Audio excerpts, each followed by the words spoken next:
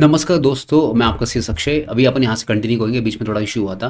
तो अभी बात करेंगे सर, जैसे ही आपको कंपनीज़ का इनकॉर्पोरेशन के प्रोसेस के बारे में डिटेल में बताना चाहता हूँ कि अपन ने लास्ट टाइम पढ़ा था कि इसके डिटेल में मैंने नोट्स बना दिए, एक शॉर्ट नोट्स बना दिया कि आपको याद करने के लिए। तो इनकॉर्पोरेशन का अगर 5 मार्क का क्वेश्चन आता है तो ये 5 मार्क की आप कैसे लिखोगे इसके आंसर्स। तो ये आपके सिंपल आंसर्स होंगे। कौन से बच्चों ध्यान से सुनना। तो INC 32 फाइल करना है फॉर रजिस्टर ऑफिस पर्पज़ के लिए, प्लस स्पाइस ई फॉर्म भी फाइल करना आपको। नेक्स्ट इनकॉर्पोरेशन पर्पज़ के लिए INC 33 आएगा, MOA, जिसमें सब्सक्राइबर्स की साइन लेना पड़ेगा। अगर पब्लिक है तो 7, प्राइवेट है तो 2। उसके बाद INC 34 for article of association and INC 8 आपको लेगा, that's declaration from CA, CS, CMA या एडवोकेट कि हमने ये कंप्लायंस कर चुके हैं, कंपनी का पूरा कंप्लायंस हो चुका है, कोई भी पेंडिंग काम नहीं है। INC 9 में याद रखना डिक्लेरेशन, डायरेक्टर्स का डिक्लेरेशन देना पड़ेगा कि हम बहुत अच्छे इंसान हैं, 5 साल हमारे ऊपर कोई फ्रॉड इन्वेस्टिगेशन कोई भी नहीं है, हम बहुत साफ सुथरे लोग हैं। NDR 12 में उसकी डिटेल्स फाइल करना पड़ेंगे, डायरेक्टर्स के जो फर्स्ट डायरेक्टर होगा NDR 2 में उसका कंसेंट लेना पड़ेगा। ठीक है, बाकी डिटेल्स DR 12 में भी आ जाएंगे। INC 11 उसके बाद मिल जाएगा, इनकॉर्पोरेशन ऑफ सर्टिफिकेट आपको मिल जाएगा, INC 11 के अंडर आपकी कंपनी बन जाएगी। तो ये बेसिक स्टेप्स था, अपन ने 5 माह के लिए पढ़ लिया, तो आप इसको पढ़ सकते हो आराम से। अब आते हैं नेक्स्ट स्टेप की तरफ बच्चों। नेक्स्ट स्टेप में आता है कि इसके बाद आपको क्या मिल जाएगा, certificate of corporate identification number, मतलब सीन नंबर मिल जाता है। तो सीन नंबर जैसे ही मिल जाएगा आपको, तो उस केस में क्या बच्चों, ये सीन नंबर बेसिकली आइडेंटिफाई किया जाता है, 21 कैरेक्टर का होता है, जिसमें आपको देख सकते हो कि इसमें जो बीच में जो 2 लेटर्स होते हैं, ये स्टेट का कोड होता है। तो ये आपको कोई इतना डिटेल में पढ़ने की ज़रूरत नहीं, क्योंकि एग्जाम में इसके ऊपर ऐसा कोई क्वेश्चन नहीं आ सकता कि भाई साहब इस कोड के बारे में बताइए या इस कोड का क्या रेफरेंस है या ऐसा कुछ आपको नहीं पूछ सकते। तो इसको कोई पढ़ने की ज़रूरत नहीं ज़्यादा। अब सबसे इंपॉर्टेंट आते हैं बच्चों यहाँ पे, ये जो कॉपीज़ है आपके कंपनीज की डॉक्यूमेंट्स की इन्फॉर्मेशन, वो आपको ROC के साथ फाइल करनी पड़नी है जब तक कंपनी डिजॉल्व नहीं होगी तब तक। ठीक है, चलिए अब बात करते हैं बच्चों, सबसे आगे ये इंपॉर्टेंट, यहाँ पे एक 5 मार्क का क्वेश्चन आ सकता है कि इनकेस ऐसा हुआ कि आपने कोई फॉल्स इन्फॉर्मेशन फाइल की या आपने कोई ऐसी इन्फॉर्मेशन फाइल की जो इनकरेक्ट है, तो उस केस में क्या होगा बच्चों। तो याद रखना, they are liable to fraud under section 447।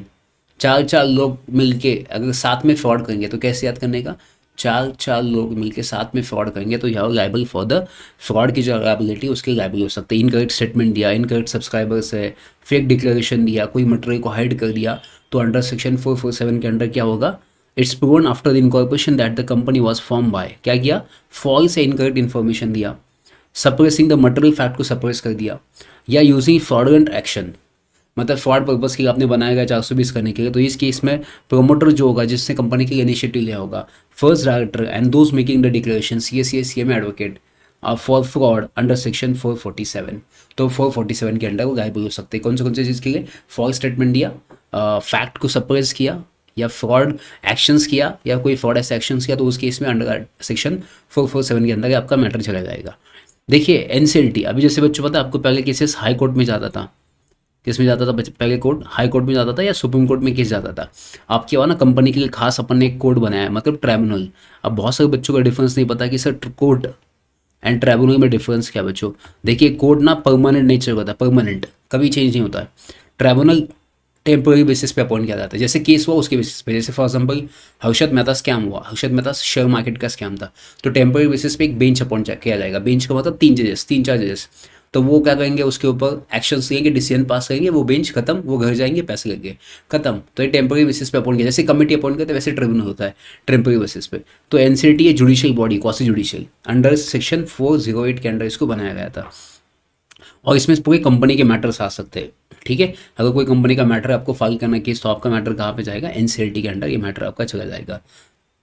Basically NCLT के कौन से मैटर्स आते हैं, मैनेजमेंट के मैटर्स, मेमोरेंडम, एओए, मेंबर्स की एबिलिटी की अनलिमिटेड है, या कोई कंपनी का नाम उन्होंने चेंज कर दिया है, या कंपनी का नाम हटा दिया है ROC ने, या कोई वाइंडिंग अप करना चाहता है, मतलब कंपनी को बंद करना चाहता है, तो इस केस में आप किसके पास जा सकते हो, NCLT के पास जा सकते हो। अब the company must give a fair chance to explain, मतलब नेचुरल जस्टिस, इसे क्या कहेंगे अपन, नेचुरल जस्टिस। कोई भी डिसीजन पास करने के पहले कंपनी को एक नेचुरल चांस देना चाहिए, मतलब फेयर चांस देना चाहिए। ठीक है, याद रखना, क्योंकि बिना चांस दिए आप कैसे डिसीजन पास कर सकते हैं भाई साहब। तो पहले याद रखना, अपॉर्चुनिटी बीइंग हर्ड देना चाहिए, दैट इज नेचुरल जस्टिस। अभी उसके बाद क्या है, important note, certified incorporation does not prove that the company's objective are legal. आपको सर्टिफिकेट ऑफ इनकॉर्पोरेशन मिल गया, इसका मतलब ये नहीं कि आपकी कंपनी बहुत अच्छी है, उसके बाद भी अगर आप काम कर सकते हो, या आपने ऐसा कोई काम किया कि जो इलीगल है, कंपनी के अगेंस्ट है, तो उस केस में भी आपको अरेस्ट किया जाएगा, याद रखना। ठीक है, चलिए, if a company's objective are illegal, incorporation doesn't make them valid and the company may be wound up. आपको सर्टिफिकेट तो मिल जाएगा, आपने तो लिख दिया हम बहुत अच्छे हैं, डायरेक्टर्स ने लिख दिया हम बहुत अच्छे हैं, सर 9 DR 9 में लिख दिया कि हम बहुत अच्छे, INC 9 में कि हम बहुत अच्छे इंसान हैं, हमारे ऊपर कोई लाइबिलिटी नहीं है। इवन INC 8 में भी सब्सक्राइबर्स ने, बाकी लोगों ने लिख के दे दिया कि भाई सब CA ने लिख के दिया कि हमने सब कुछ अच्छे हैं, हम सब कुछ कंप्लाइंस कर चुके हैं, तो उसके बेसिस पे आपको सर्टिफिकेट ऑफ इनकॉर्पोरेशन मिलता है। बट इसका मतलब ये नहीं कि आपकी कंपनी बहुत ही अच्छी हो सकती है उसके बाद भी, तो उसके बाद अगर आपने कोई ऐसा इलीगल एक्शन किया तो आपको कंपनी को बंद करना भी पड़ेगा। याद रखना बच्चों, बहुत इंपॉर्टेंट पॉइंट था। ठीक है, चलिए अभी आपको बनाना है सेक्शन 8 कंपनी। जिसको नहीं वेट वो है सेक्शन 8, मतलब जिसको नहीं कमाना है प्रॉफिट बाय से, उसकी वैल्यू कौन करेगा, इसका मतलब सिंपल बताता हूँ। तो सेक्शन 8 कंपनी उससे कहते हैं नॉट फॉर प्रॉफिटेबल कंपनी। अब देखिए company basically not for profitable जो होती है वो सेक्शन 8 में ही आती है। ये पहले पुराने कंपनीज एक्ट में 25 के अंडर आने का, अब ये सेक्शन 8 में आ चुकी है। अब इनका सबसे बड़ा मेन बात क्या पता है, ये कंपनी आपको आइडेंटिफाई करना थोड़ा डिफिकल्ट हो सकता है, क्योंकि इनके नाम में ए वर्ड आपको कभी नहीं दिखेंगे, प्राइवेट लिमिटेड या लिमिटेड। ये नाम कंपल्सरी यूज़ करना होता है सबको, मतलब आप कोई भी कंपनी देखिए, Tata limited, Tata private limited, तो इनको प्राइवेट लिमिटेड या लिमिटेड नाम यूज़ करना कंपल्सरी होता है। बट सेक्शन 8 की बात करूँ तो इनको कंपल्सरी नहीं है कि नाम यूज़ करने के लिए। तो इनके नाम में क्या होता है, टाटा फाउंडेशन, रिलायंस फाउंडेशन, ऐसे इनके नाम होते हैं। तो ये एनवायरमेंट प्रोटेक्शन के लिए होते हैं, सोशल वेलफेयर के लिए होते हैं, रिलीजन पर्पस, एजुकेशन रिसर्च के लिए होते हैं। तो जैसे प्रेम फाउंडेशन है, देखिए मैंने बोला ना आपको, प्रेम फाउंडेशन, अजीम लालजी फाउंडेशन, उसके बाद बहुत सारे फाउंडेशन है। इसमें सीन जो होता है बेसिकली वो NPL होता है, not for profit licence company कहा जाता है। जैसे सीन नंबर होता है वैसे इनका not for profit licence company number होता है। इनका याद रखना, must be use for its objective. जो प्रॉफिट अगर होता है गलती से तो वो प्रॉफिट ऑब्जेक्टिव के लिए यूज़ करना चाहिए, डिविडेंड नहीं ले सकते आप। जैसे शिरडी साई संस्था है जहाँ पे प्रॉफिट हुआ, जैसे आप वहाँ पे लड्डू मिलता है पैसे देने के बाद, भगवान का प्रसाद, उस लड्डू में अगर प्रॉफिट होगा तो आपको वो प्रॉफिट वापस यूज़ करना पड़ेगा, लोगों के अच्छे बिहेव के, लोगों के लिए सोशल कामों के लिए आपको यूज़ करना पड़ेगा। ठीक है, can be form by a person और group of people, but one person company and small companies can not be section 8 company. आपने पढ़ लिया था, इसके लिए ग्रुप ऑफ पर्सन चाहिए सोशल काम करने के लिए, कोई वन पर्सन कंपनी या ग्रुप ऑफ या स्मॉल कंपनी इसको नहीं बनी सकती है।